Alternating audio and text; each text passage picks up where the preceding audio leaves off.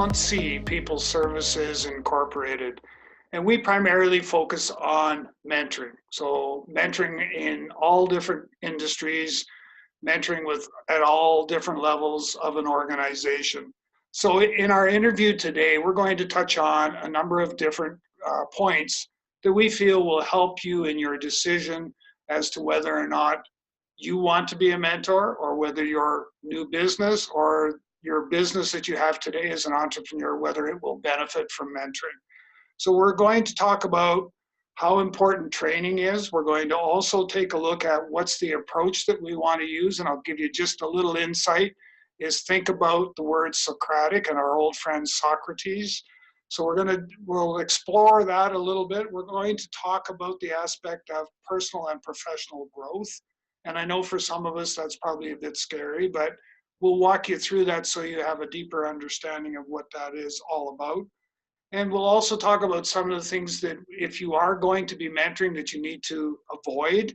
And yes, there are things we need to avoid that we get into some nasty habits as a mentor. So we want to make sure we avoid those. And then finally, we're going to talk about how often do I meet with the person I'm spending time with in a mentoring relationship, who's going to buy the coffee. And also the other part of it is, are there other methods that we can utilize to be able to meet? Is it virtual? If so, what does that look like? Is it through the telephone, and so on and so forth? So this is a really good opportunity for you to listen to our responses to those particular questions, and to be able to make that decision or help you decide if mentoring is right for you and for your new business or your existing business.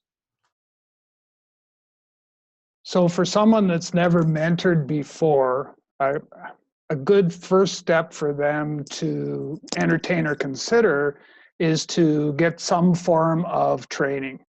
And typically, obviously, because I provide training to prospective mentors and that, people say, yeah, you're just, obviously trying to promote your business and that. And for me, the bottom line comes back to whatever you do in order to, because you're going to be making changes in someone's life, is to get some sort of training, whether that's an online course, whether that's a couple hours in a workshop of some sort, whether that's a full-blown, 1 or 2 day training course or whatever. Just commit to the fact that you need to get some sort of training, because mentoring has changed a lot. And I think that it's very wise, very prudent on the part of somebody wanting to be a mentor to actually take some training of some sort. So there's obviously, with the mentoring process, there's a number of different ways that you can approach a mentee in trying to help them. One of the things that I have found that works really well, and a lot of my research supports this, is the idea behind it, the questioning technique, or the Socratic method. And that's all about asking questions rather than telling somebody what to do. And the idea behind that is that if I tell you what to do, then I become accountable for the outcomes that may take place. And so the questioning technique is simply, and I'll give you an example, it could be as simple as, what would happen if we were to do X? Or in some cases, you can give them some options, such as what would happen if we were to do A, B, or C. And you get them then thinking about, well, if I did A, this would be the outcome. If I did B, this would be the outcome. And if I did C, this would be the outcome. And, I think I want to go with B. So it's a great way to stimulate critical thinking skills. The challenge for a lot of people is that they don't know the right questions to ask, and there is no playbook that says, in this situation, you ask this series of questions. It's something that, as an extraordinary mentor, that you become skilled at over a period of time.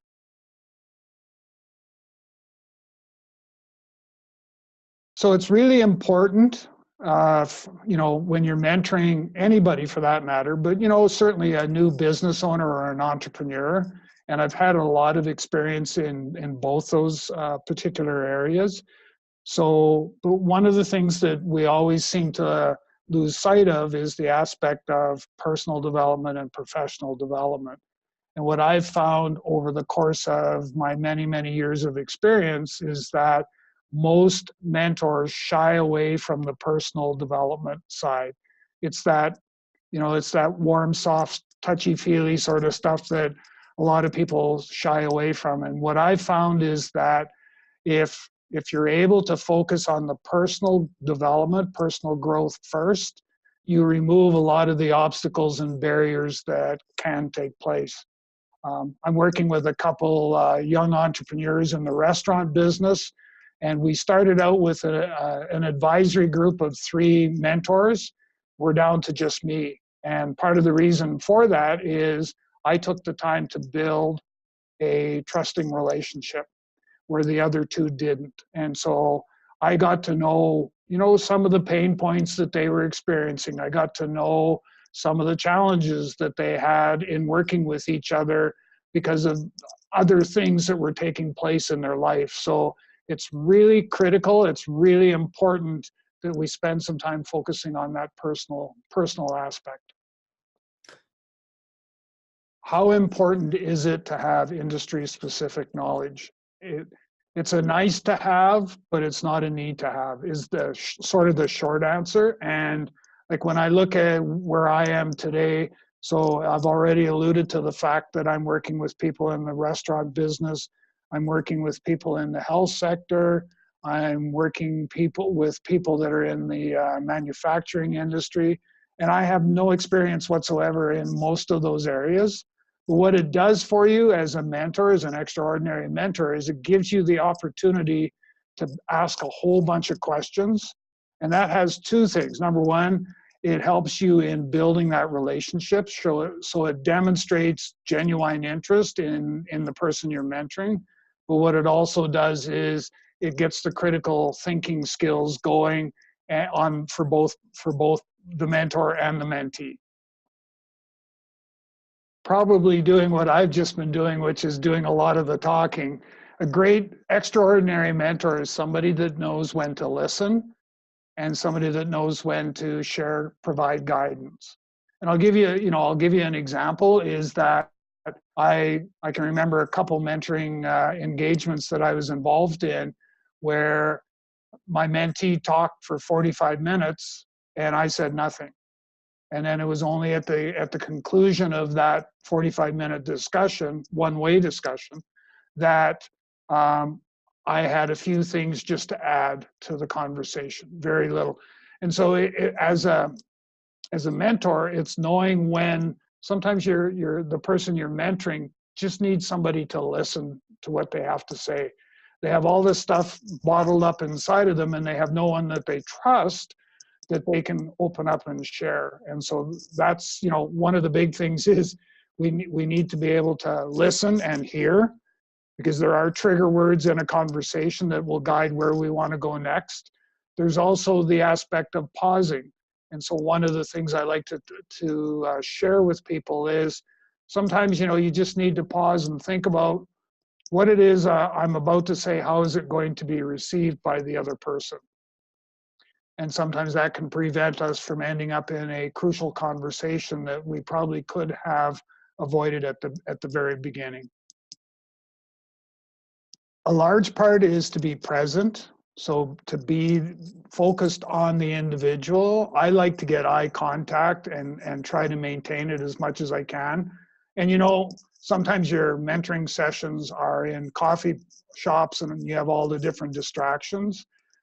It's very easy to get distracted, and so being able to focus on the person you're mentoring and demonstrate to them that you truly care by giving them your utmost attention. That's probably the most important thing. How often? So, and I think we'll come at this from a couple approaches. So number one, in a lot of cases, the frequency of meetings is driven by the mentoring program structure itself. And so a lot of times you'll see that most programs will say you need to meet once a month.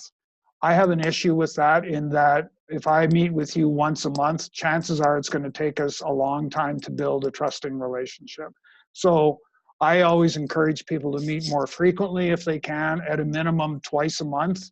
I have some people I'm mentoring right now, some at-risk youth that we're meeting weekly, just because they have a lot going on in their life, and it's a lot easier for us to talk about it sort of the here and now, right? So that part is important. And you want to, I have some mentees that I'm working with, some people that I'm mentoring, that I'm letting them drive the frequency of the meetings. And it's making yourself available as well to be able to do that. Who buys the coffee? I can kind of buy, and sometimes I'll just, let people buy their own, so to speak. Actually, with my at-risk youth, I will go, if I'm meeting them at lunchtime, I'm trying not to make this a habit, because then it's expected, but what I'm trying to do with them is I'll go and pick up a couple submarine sandwiches, and we'll sit down and we'll eat our subs, and we'll have a conversation. And it's a good icebreaker that way, to be able to do things that way. And then the other thing I wanted to talk about was, does it always have to be face-to-face?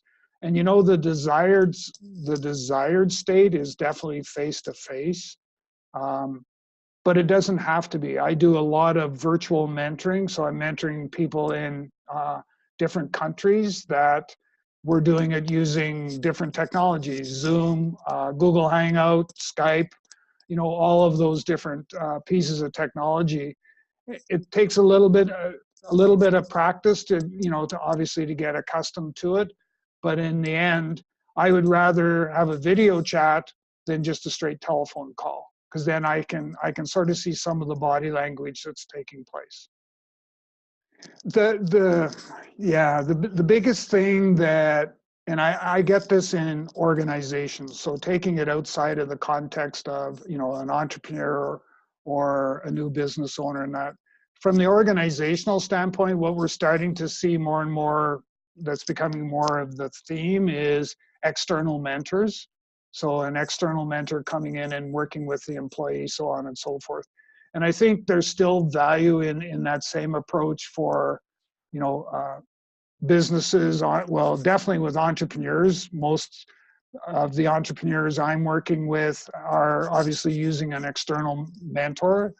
Somebody that has no preconceived notion or no preconceived bias coming in. And I would say it would be much the same for, a new business owner starting in a business that, they've gone and they've bought this business. I think that there is definitely value add in looking for an external mentor. And on top of it, I'll work with that mentor to get those mentoring skills so that you can continue on and not become reliant upon that external mentor as well.